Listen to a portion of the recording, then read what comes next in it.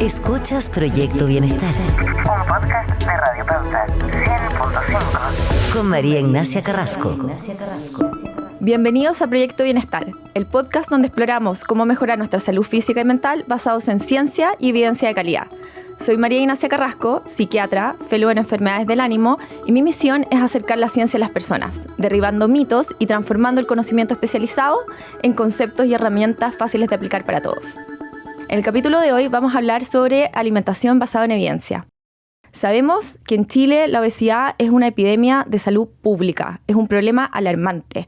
Según la última encuesta nacional de salud del 2017, alrededor del 74% de los chilenos tienen cifras entre sobrepeso y obesidad. Eso quiere decir que empeora todos los indicadores de salud mental. Por otro lado, las cifras de trastornos de conducta alimentaria también han ido aumentando en los últimos años y se estima que alrededor entre un 7 a un 14% de los adolescentes podría desarrollar trastorno en la conducta alimentaria. Hoy en día tenemos un bombardeo de información tremenda, estamos en la cultura de la dieta, por todos lados, desde los 90 yo diría hasta adelante, en que en las revistas se hablaba de tipos de dietas de moda, cosas que debíamos seguir, y ahora con las redes sociales, con toda esta cantidad de influencers que nos hablan sobre lo que está bien y lo que está mal, y que muchas veces promocionan y hacen que esté de moda algunas sugerencias dietéticas o nutricionales que muchas veces son dañinas para la salud y que no tienen ningún sustento en la evidencia. Entonces, por eso es tan importante poder conversar con algún experto sobre lo que realmente sabemos hasta la fecha o no, lo que realmente nos sirve y lo que realmente está recomendado según la medicina y la evidencia. Para aclarar todas estas dudas, hoy en día estamos con Sofía Bennett.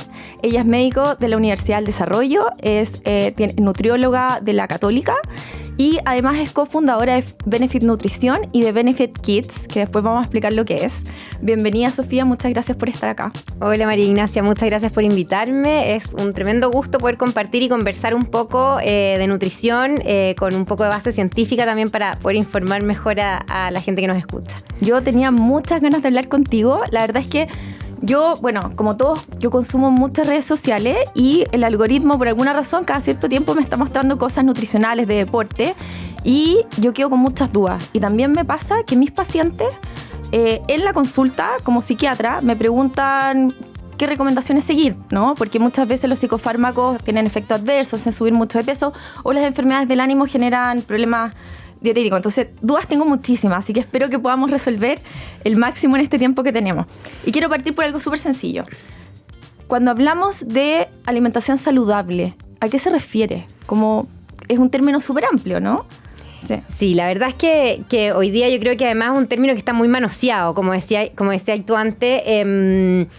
Las redes sociales y la información hoy día nos bombardean por todas partes, entonces da para muchísimas como aristas y la verdad es que a mí un concepto que me gusta mucho como definición de alimentación saludable es que sea una alimentación que te nutra tanto desde lo físico como desde lo emocional también y en lo biológico obviamente, porque finalmente si uno se apega de repente a recomendaciones muy estrictas de lo que conceptualmente llamamos como saludable, no sé, comer más frutas, verduras, alimentación más basada en planta, pero si eso emocionalmente para ti tampoco es algo que te va a hacer sentido, tampoco va a dejar de ser saludable en lo más puro y duro. Por lo tanto, es súper importante pensar en la alimentación saludable como un concepto mucho más global que solo lo que uno va a comer o dejar de comer como primera instancia.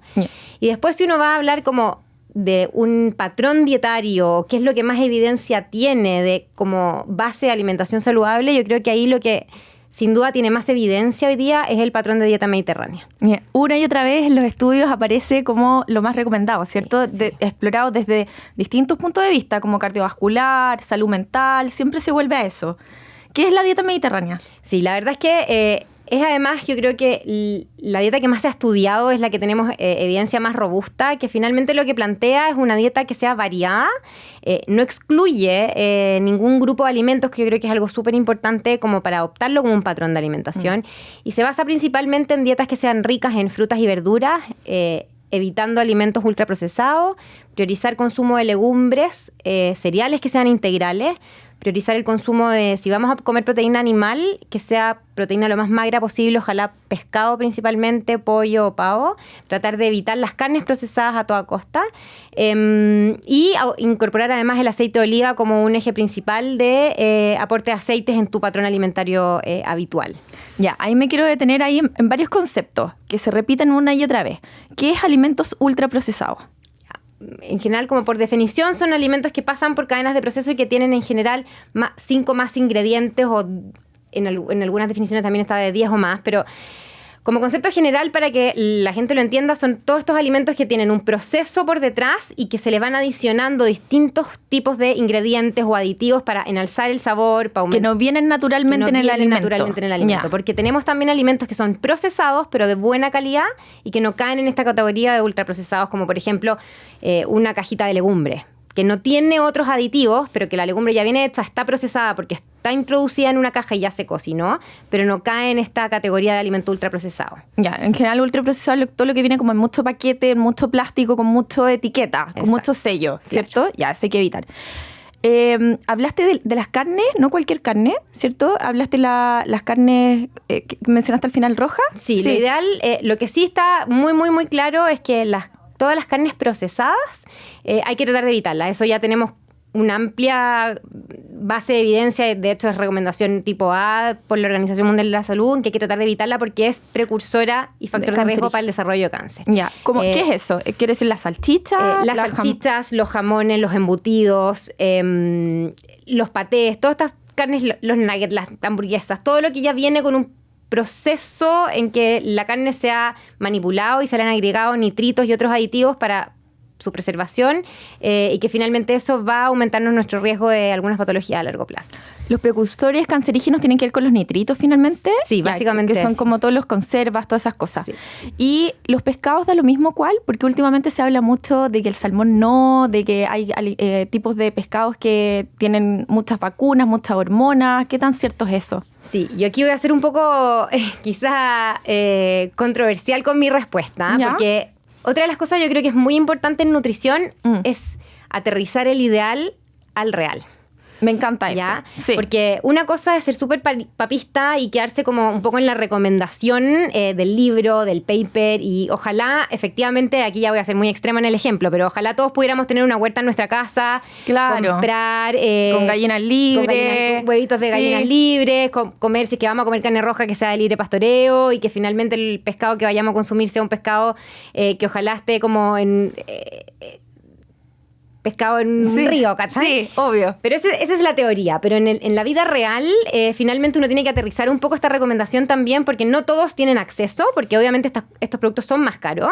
Y no son tan fáciles de conseguir. Y no también son tampoco tan fáciles de conseguir. Muchos de nosotros tenemos no mucho tiempo tampoco para elegir y hacer nuestras compras. Entonces, al final, aterrizando esto, lo que vamos a buscar es que ojalá, si ya vamos a hacer el cambio de una carne procesada a un pescado, si un paciente me pregunta, yo le digo, come el pescado que podáis, si lo vamos a comparar con una salchicha. Sí. Ahora, si ya vamos a hilar más fino, efectivamente uno tendría que buscar ese pescado que fuera, obviamente, de río, que no viniera de un criadero y que tuviera menos manipulación.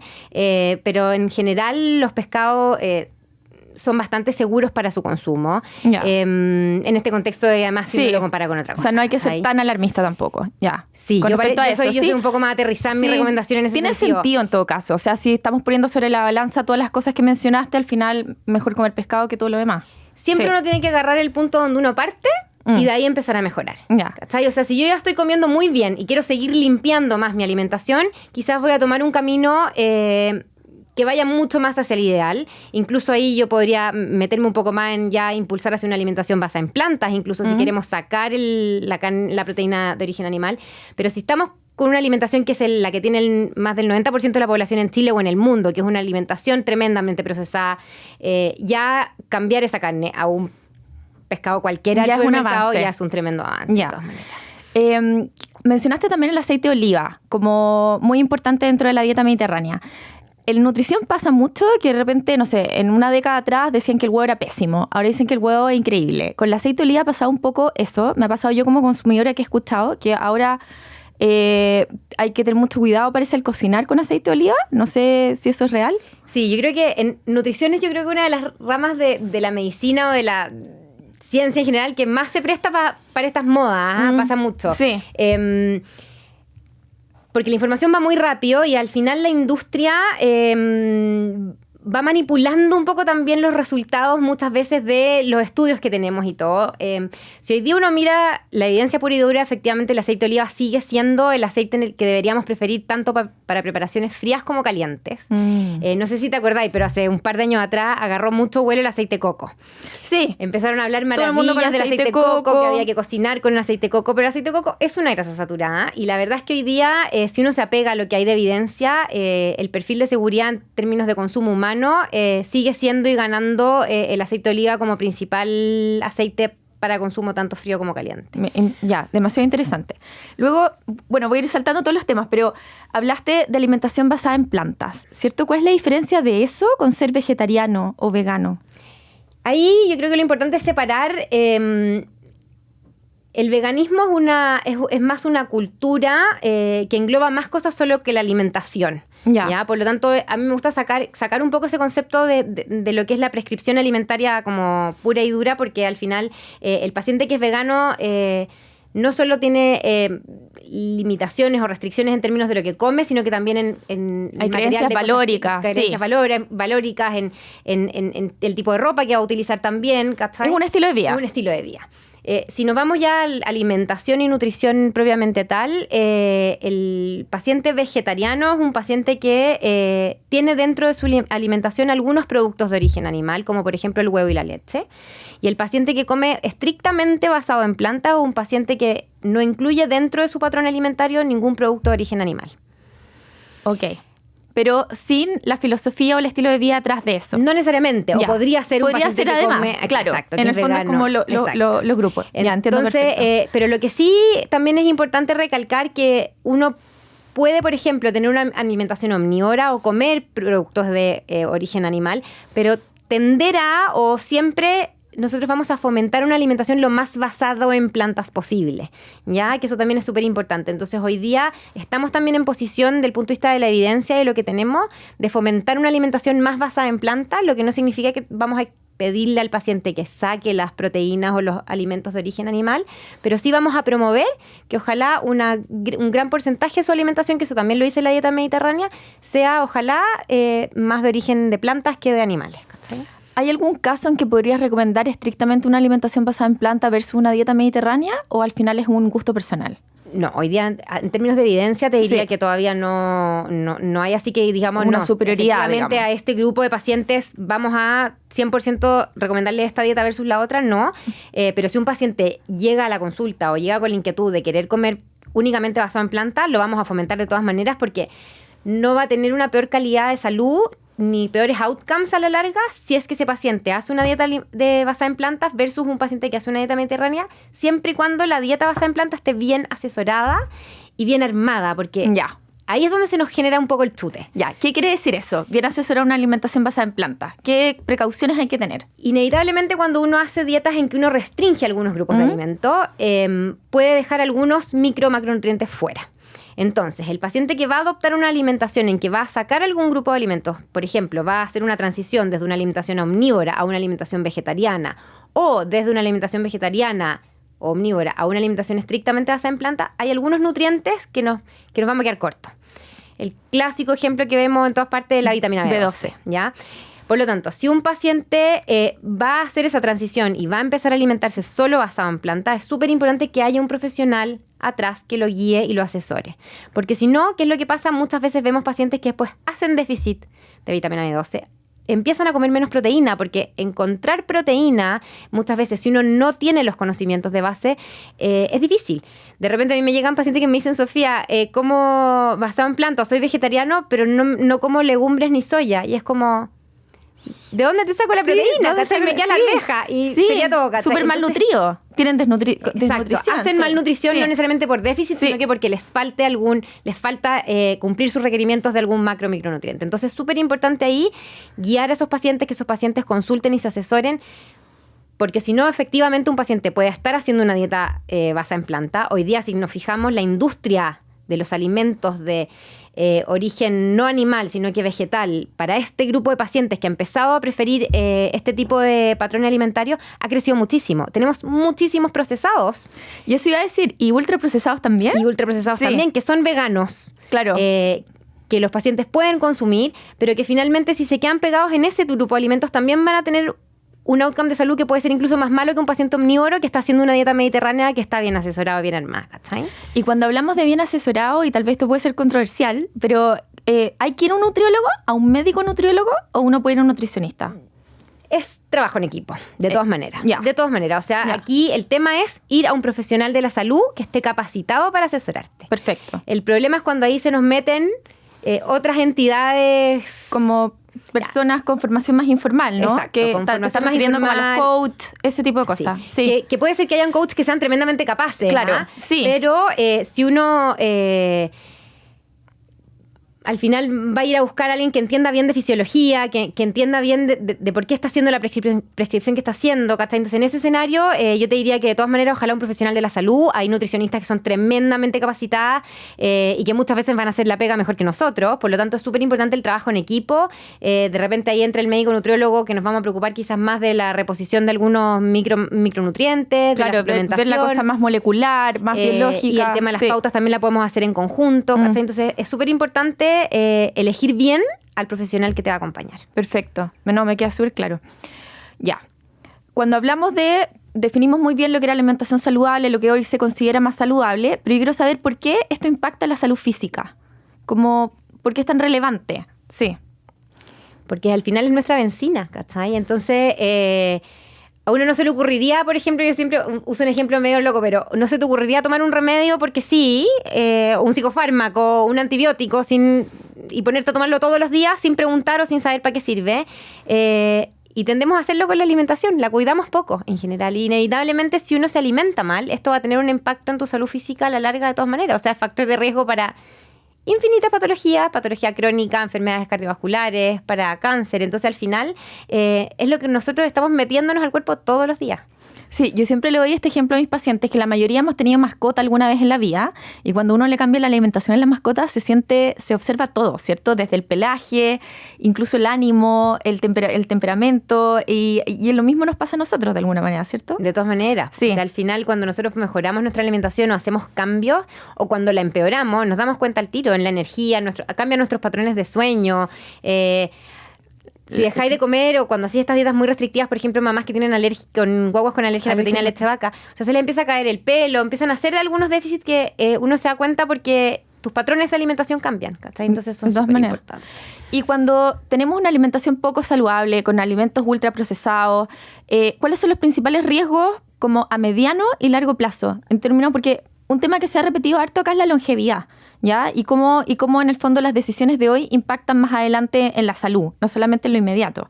¿Cuáles son los principales riesgos de tener una alimentación como muy procesada o poco balanceada? Mira, si tú me preguntas, yo creo que en inmediato y mediano, yo te diría que va muy de la mano de como los síntomas que tú vas a tener en tu vida diaria. El paciente que come mucho procesado, come mucho azúcar refinado, es un paciente que se va a sentir inflamado. Es como te vaya a levantar con la guata hinchada, vaya a estar incómodo, tu tránsito intestinal va a estar mucho más lento, el consumo excesivo de azúcar refinado se asocia también incluso como a brotes de acné, la salud de la piel cambia, esas cosas uno las va a ver muy como en lo inmediato día a y en el día. actual. Sí. Y si uno lo mira más a largo plazo, ahí de frentón empezamos a ver riesgo de patología crónica. Yo creo que eso es como lejos lo más importante y lo que está más demostrado. El paciente que come mal, que vive en un ambiente proinflamatorio en términos de su calidad de alimentación, es un paciente que se va a enfermar más, va a tener más patología, va a tener más diabetes, va a tener más riesgo de hacer dislipidemia,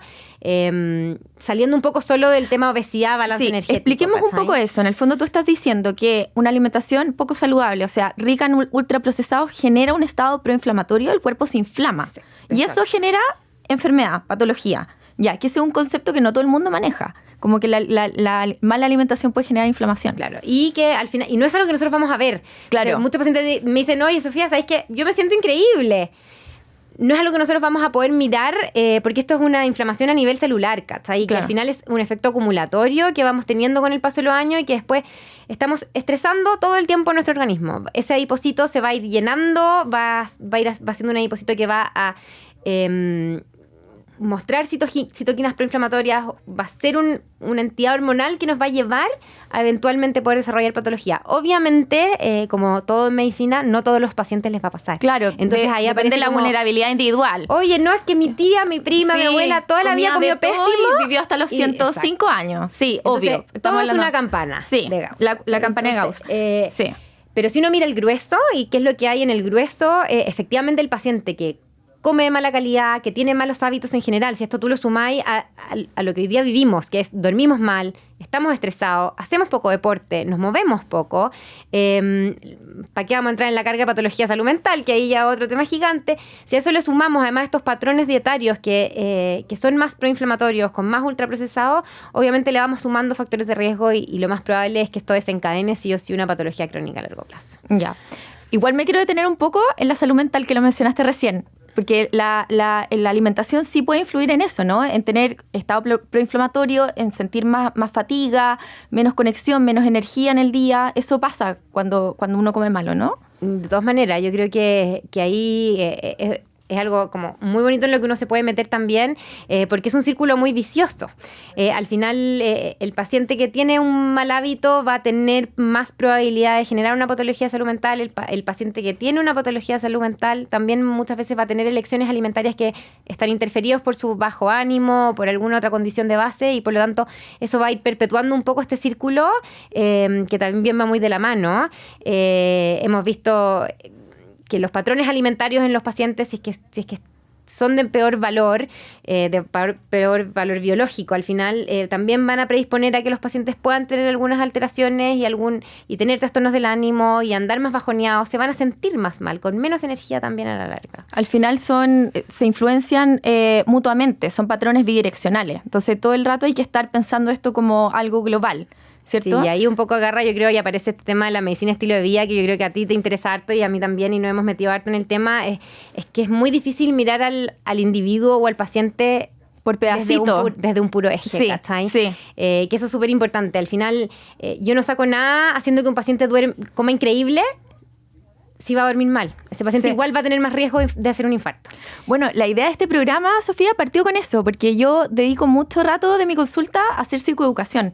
Siempre les digo, no saco nada con darle el antipsicótico más caro si están comiendo pésimo, no hacen deporte, se duermen a las 3 de la mañana. O sea, es imposible tener un buen resultado sostenible a largo plazo si no se incorporan todas esas cosas.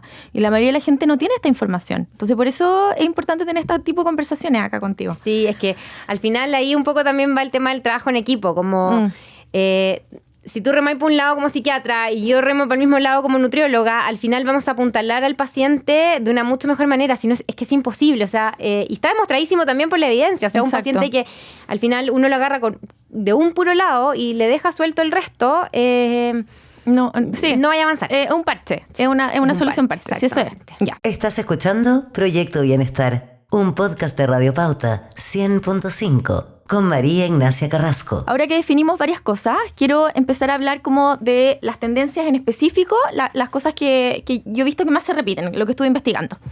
Por ejemplo, el tema de los horarios. ¿Ya? Generalmente antes se hablaba que el desayuno es la comida más importante del día y de repente apareció toda esta tendencia como del ayuno intermitente y ahora todo el mundo hace ayuno intermitente y personalmente lo intenté una vez y a mí no me resultó. Me puse muy irritable, pensé que no era lo mío.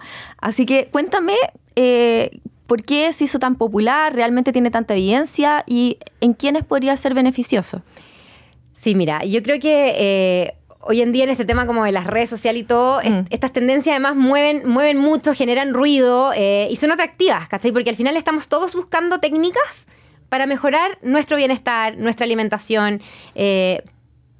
Por lo tanto, por un lado, uno agradece porque pone estos temas sobre la mesa, pero al mismo tiempo ahí es donde tenemos que entrar los que sabemos un poco más de repente y y filtrar o canalizar para dónde está bien esa información. Entonces, en el ayuno, bueno, fue un boom, yo te diría que después de como la pandemia, fue impresionante. Yo me acuerdo que estábamos encerrados como COVID y todo el mundo quería hacer ayuno intermitente. La verdad es que ahí es súper importante entender que hay distintos tipos de ayuno. Existen ayunos, en general los 3 tipos de ayuno más estudiados es el time restricted feeding, que es cuando nosotros acortamos la ventana de alimentación y aumentamos la ventana de ayuno horaria diaria, que es el que se ha hecho más popular, que es este famoso 16-8. El 8-16, exactamente. Sí. Por otro lado, hay otros ayunos que hablan de ayunar dos veces a la semana, restringiendo una gran cantidad de calorías.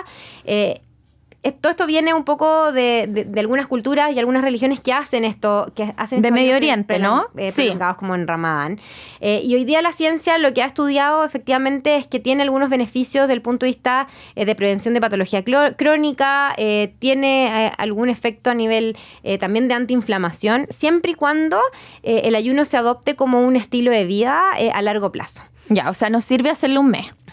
Por ejemplo, o hacerlo lunes a viernes, que también nos pasa. O que cuando uno rompe la ventana de ayuno se coman puro ultraprocesado. Que eso entonces, uno lo ve una mucho. cosa es cuánto tiempo tú lo vayas a hacer. Y lo otro es qué vayas a hacer en tu ventana de alimentación. Porque finalmente, si durante las horas que vaya a comer pésimo, todo el beneficio te lo vayas a estar comiendo en esta ventana de alimentación. Y lo otro que es súper importante también es entender qué es lo que uno busca con el ayuno. Porque hoy día, ¿qué es lo que estamos viendo? Es que los pacientes en general buscan hacer ayuno para bajar de peso.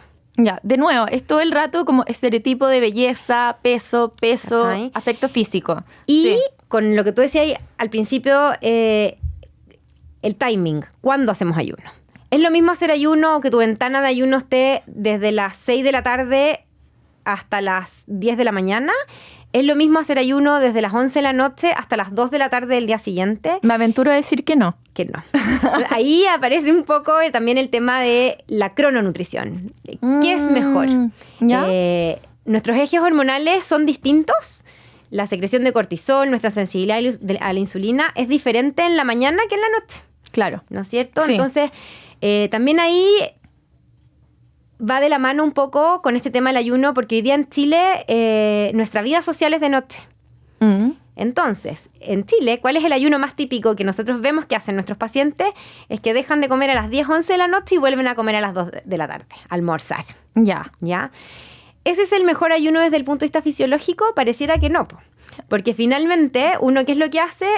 Tiene el cuerpo en ayuno justo en las horas en que tus ejes de sensibilidad a la insulina, tu secreción de cortisol y todos estos ejes hormonales están mucho más despiertos y mucho mejor y mucho más receptivos a la alimentación en las mañanas que en la noche. Entonces, al final, nuestra gran carga calórica, nuestra gran carga de carbohidratos, nuestra gran carga de proteína y de grasa queda restringida a las horas en que estamos peor desde el punto de vista fisiológico, que es desde el almuerzo hasta la noche. Claro. ¿Cachai? Ya. Entonces, insisto, siempre hay excepciones, pero obvio, lo ideal es que si uno va a hacer un ayuno, también esté bien asesorado, porque si no, no sacamos nada buscando como...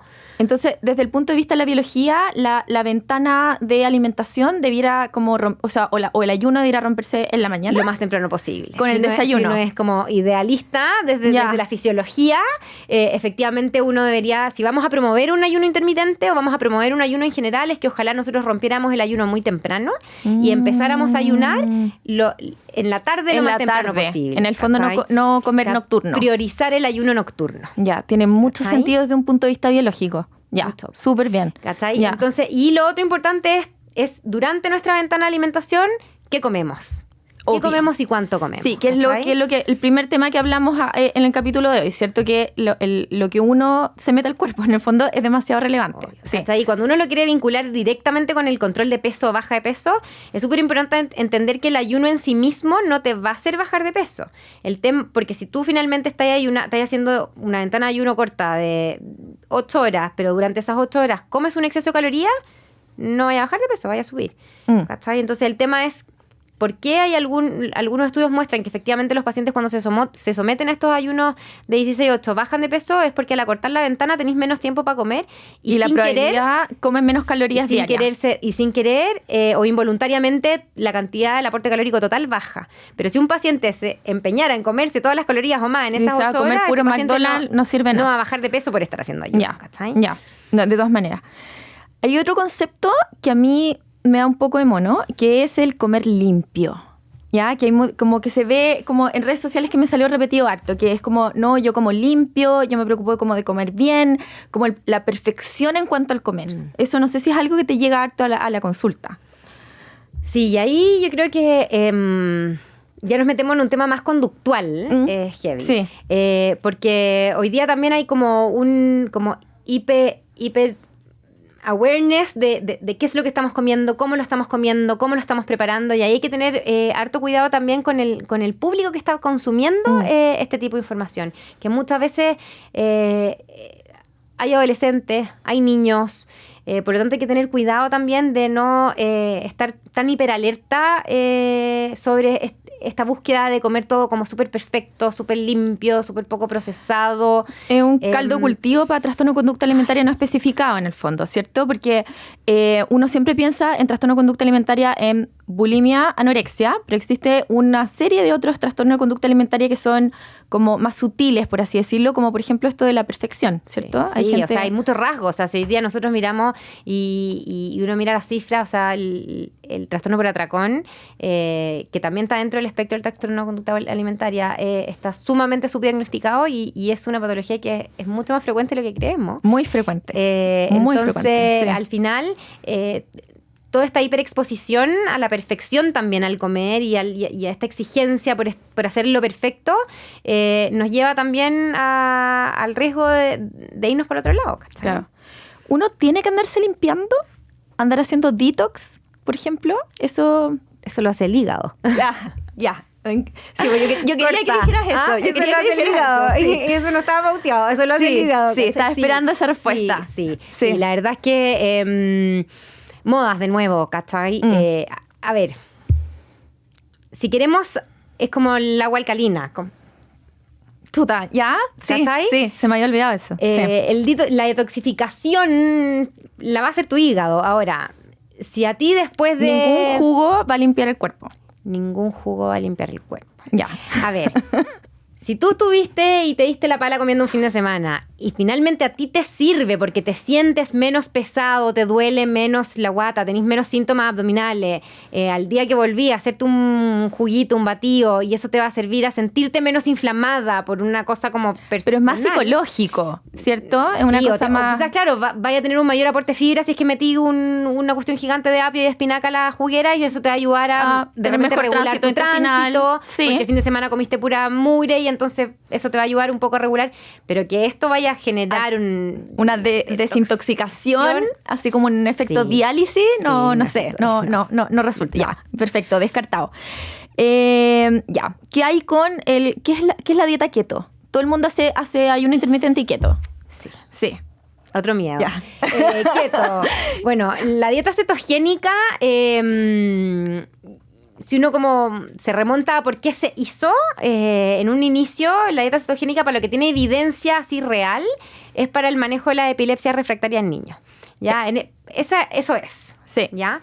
Y de ahí para adelante, yo aquí me puedo tirar al mundo encima, pero... Ya, dale nomás. Soy muy defensora de cualquier tipo de patrón que trate de restringir o sacar un macronutriente. Sí. O sea, aquí la dieta cetogénica lo que busca es la cetosis. Entonces, es cambiar el sustrato energético de la célula de glucosa a cuerpo cetónico. ¿Ya?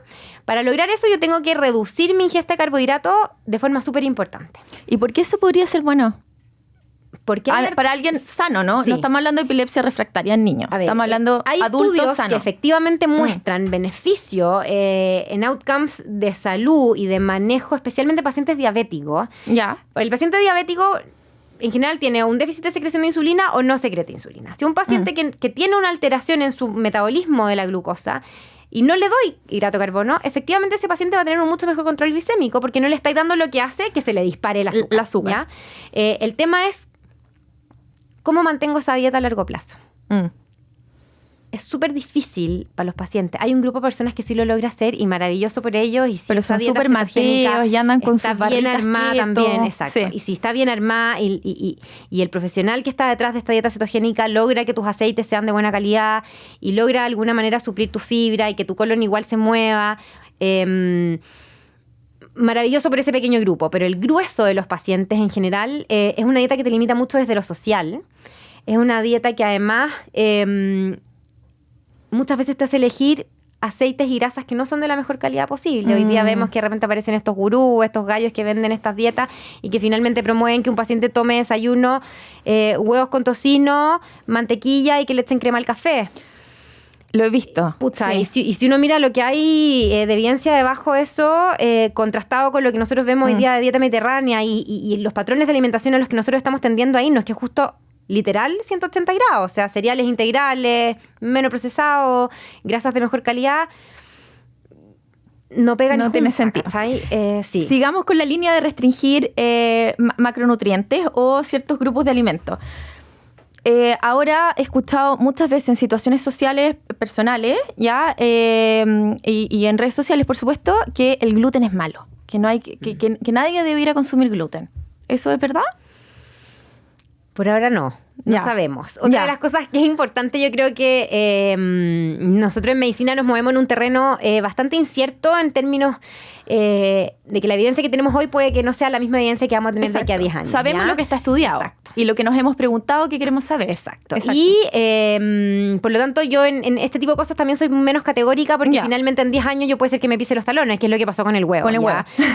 Con el huevo... El huevo, muy buen ejemplo. Es el mejor ejemplo, yo creo, desde la nutrición en cómo Sí. nos hemos ido dando Dando vuelta ¿cachai? carnero, sí, Exactamente. Con el gluten un poco ha pasado que efectivamente hay pacientes que tienen mayor sensibilidad al gluten Sí. sin tener una patología de base, sin tener una enfermedad celíaca. Hoy día vemos y hemos visto un aumento de pacientes que tienen sensibilidad al gluten no celíaca y que efectivamente hacen estas reacciones más inflamatorias. Es como un espectro. O sea, está Exacto, por un lado está las como cosas la muy sensibilidad graves al de gluten una no celíaca sensibilidad. y Sí. por otro lado tenemos la enfermedad celíaca propiamente tal, que es el paciente que tiene anticuerpo y que finalmente no tolera el gluten ni siquiera un poquitito, ¿cachai? Porque Ya. hace una reacción inmunológica de por medio. Pero el paciente que tiene una sensibilidad al gluten no celíaca en general es el paciente que presenta algún tipo de malestar, hinchazón o incomodidad frente al consumo de gluten, pero que no necesariamente hace esta reacción inmunológica. Pero eso no quiere decir que a todo el mundo le haga mal. Eso iba a decir que, por ejemplo, si yo noto que cuando como gluten no me pasa absolutamente nada malo, ¿no debiera restringirlo? Hoy día no hay evidencia suficiente para hacerlo. Ya. Sí. ¿Tampoco es necesario tomarse un examen? Es que el examen que hoy día tenemos lo que va a definir es si tú tenés enfermedad celíaca o no. Ah, ya. Es ese No rango, existe. es como lo severo. Hoy día Ya. la verdad es que nosotros vamos a ver si es que hay una enfermedad autoinmune, pero no tenemos el cómo identificar, por ejemplo, con la intolerancia a la lactosa, que es distinto, ¿cachai? Sí. El paciente intolerante a la lactosa, yo le puedo hacer un examen, un test de hidrógeno esperado y voy a saber si ese paciente tiene una intolerancia a la lactosa, incluso puedo saber si es mayor o menor, ¿ya? Independiente que ese paciente no va a tener una alergia a la proteína de la leche, sino que su tema va a ser con la lactosa misma. Pero en el gluten es distinto. Hoy día, por lo menos, lo que tenemos así con respaldo es definir si el paciente tiene una enfermedad celíaca o no. Pero el espectro de sensibilidad al gluten no celíaca todavía no hay un examen respaldado, así robusto, que diga esto es lo que tú tienes que comer un pan pita al día y no más. Eso todavía Ya, no existe. eso no existe. ¿Y qué hacemos nosotros? Probamos, hacemos ensayo y error.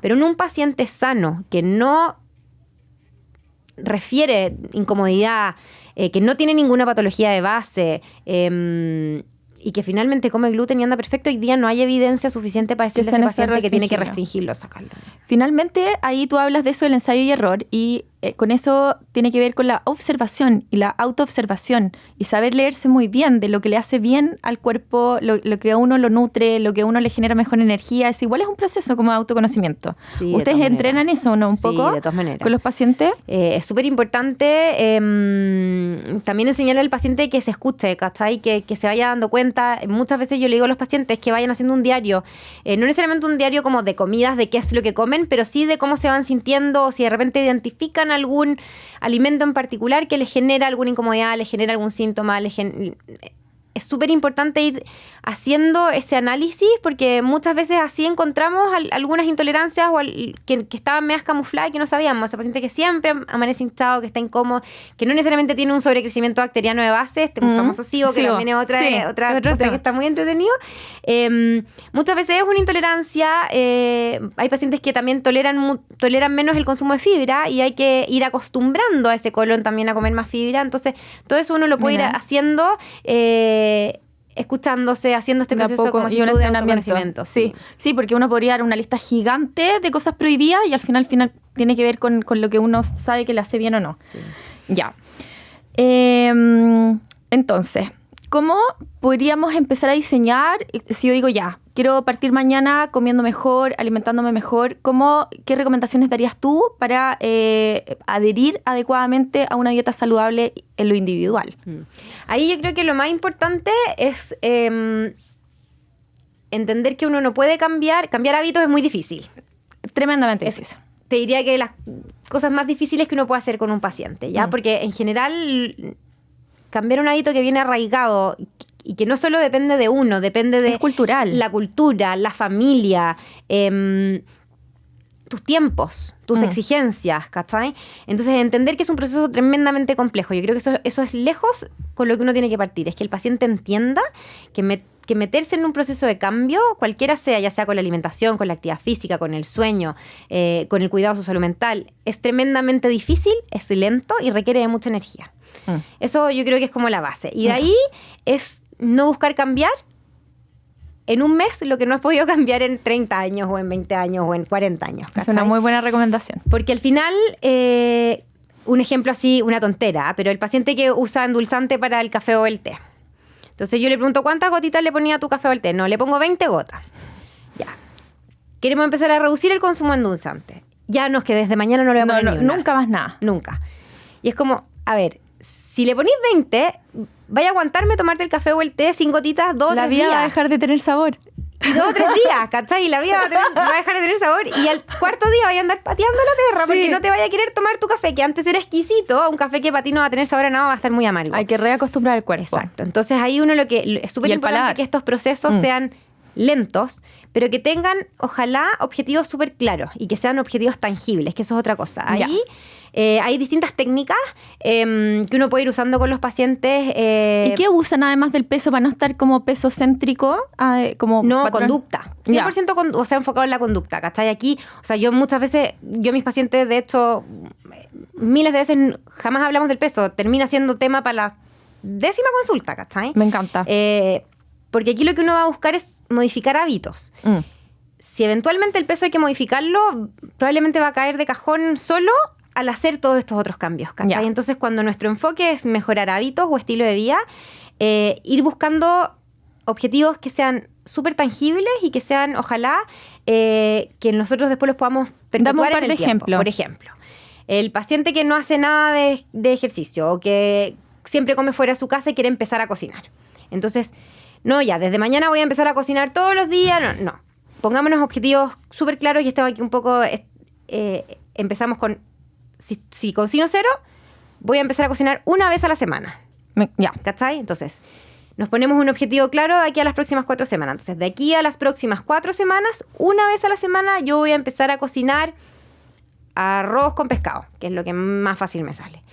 Y entonces yo en 4 semanas más, cuando lo veo, puedo volver a evaluar si es que ese objetivo, que es súper claro y súper tangible, se cumplió o no se cumplió. Y por generar el refuerzo y aprender a partir de esa experiencia y poder amplificar. Después me dice, oye, sí, ¿sabes qué, Sofía? Me resulta perfecto cocinar una vez a la semana pescado con arroz. Entonces, ¿qué podemos hacer para mejorar ahora eso que ya está instalado y que ya viste que era factible? Y ahí uno un poco va modificando conducta. O sea, hacen estrategias súper conductuales. Súper conductuales y súper específicas, con objetivos súper, como, ojalá, medibles. Que el paciente pueda, no sé, salir a caminar. No es salir a caminar, es... De aquí a la próxima consulta voy a tratar de salir a caminar 2 veces a la semana, 10 minutos, ¿cachai? Sí. Entonces así nosotros podemos ir midiendo y el paciente también se va a sentir mucho más feliz y mucho más reconfortado cuando pueda medir y darse cuenta y evaluar ese cambio y que haya un avance concreto, ¿cachai? Sí. Como, sí, salí a caminar, pero ¿cuánto? ¿Cachai? Ponerse meta de paso, ponerse meta de vasos de agua, no sé, cualquier cosa que tú necesites modificar en tu conducta y que también te haga sentido. Porque si tú me decís, ¿sabes qué, Sofía? No tengo ningún interés de bajar el endulzante y yo parto tratando de sacarte el endulzante. No es lo más adecuado. Hay que partir por otro lado, tal ¿Sabes? vez tomando más agua. Ojalá era algo que para ti sea Sí. una inquietud real. ¿Cuánta agua hay que tomar al día? La más que pueda. La más que pueda. La más 2 que litros, pueda. 3 litros. Si no tomas mínimo. nada, ya con que te tomes 2 vasos a mí me sirve demasiado. Ya. Si vamos al mundo ideal, ojalá, claro, tratar de tomar más de 1,5 litros o 2 litros diarios va a depender también de la cantidad de actividad física que tú claro, hagas. y de los todo. gastos que se tengan y todo. Obvio, pero en general, ojalá que la base de tu hidratación, yo creo que ese es un súper buen punto de partida, sea el agua. Que hoy día no es, po. No, ¿Sabes? sí. ¿Los suplementos son importantes? Depende. Ya. Depende. Depende de cómo sea tu patrón de alimentación. Ya, que eso yo miro, me pasa que yo me asusto a veces un poco cuando miro otras influencers que muestran como sus pastilleros que toman como, no sé, como muchos suplementos en la mañana, como muchas pastillas. Yo digo, no estoy tomando nada, lo estoy haciendo todo mal. Obvio. ¿Ya? Y después digo, pero me trato de calmar y digo, yo tengo una alimentación balanceada, se supone que como no tengo restricción de ningún grupo de alimentos, no debería estar tan mal. La verdad es que no estáis para nada mal. No, ahí la verdad es que va a depender un poco eso, de cómo sea tu alimentación. Ya. Si tenéis algún tipo de restricción alimentaria o no, o sea, un paciente que, por ejemplo, tiene una alimentación basada en planta, es vegetariano, un paciente que tuvo una cirugía bariátrica, un paciente que es deportista de alto rendimiento, va a tener requerimientos que quizás van a ser distintos o van a estar De aumentados. suplir con la dieta, Exacto. con una Entonces dieta ahí inevitablemente hay algunas vitaminas, algunos minerales que vamos a tener que suplir, ¿ya? Pero eso es individualizado de Súper acuerdo a cada individualizado, persona. sí. Hoy día la verdad es que no hay ningún suplemento que nosotros podamos decir que lo podríamos indicar de manera transversal. Ya, Así como, no es que oye, todo el mundo nadie- tenga que tomar omega 3. Eso, no. No. ¿Qué es lo que todo el mundo tiene que hacer? Es ojalá usar sal yodada por el yodo, que eso está en todas las Sí. sal de Chile, ¿cachai? El ácido fólico que viene en las En la harinas, harina. especialmente pensando en las mujeres de edad fértil. Si uno no come harina, flúor, si no come pan, ahí pensando en el podría agua potable, suplementarse. ¿cachai? Claro, el flúor. ¿ya? Y paremos de contar, pues, ¿cachai? Entonces, al final, la vitamina D, el magnesio, la vitamina B2, estoy nombrando los típicos suplementos Sí. que probablemente son los que tú Sí. veis y que vemos todo en redes sociales, que mucha gente consume, va a depender demasiado de cada paciente. ¿Cachai? Un paciente que come pescado, que come frutas y verduras, que come cereales integrales, que tiene una alimentación balanceada, ese paciente no va a necesitar probablemente ningún suplemento. Y aparte que va encareciendo el presupuesto mensual en salud. O sea, ¿cierto? O sea, Es heavy, po. sí. O sea, si en verdad cada si uno cajita se mete cuesta a esta como moda 10 lucas, sí, por y lo uno menos. tiene 4 o 5 suplementos, tú tenés que disponer de un presupuesto mensual de 40 o 50 lucas Sí. para tu suplemento y que se podría y que- gastar en comida de buena calidad. de mejor calidad y Sí. que quizás ni siquiera los necesitís, pero si los necesitas es súper importante también evaluarlo y suplementarlo de todas maneras, ¿cachai? Hoy día tenemos déficits que son bastante prevalentes en Chile como la vitamina D, por lo tanto es algo que tenemos que hacer y tenemos que atender, pero no lo podemos suplementar a ciegas, eso es súper importante. Sí, hay que medir niveles y ver si es necesario hacer carga, mantención, sí, algo que yo pido mucho. ¿Cachai? Yo te quería preguntar, bueno, yo te admiro mucho, tú con tu socia fundaron Benefit Nutrición, que es un centro de salud, y ahora veo que estás con un proyecto nuevo que quería que me contaras un poco de qué se trata. Siento curiosidad, que es Benefit Kids. Sí. ¿Qué es eso? Mira, la verdad es que me emociona.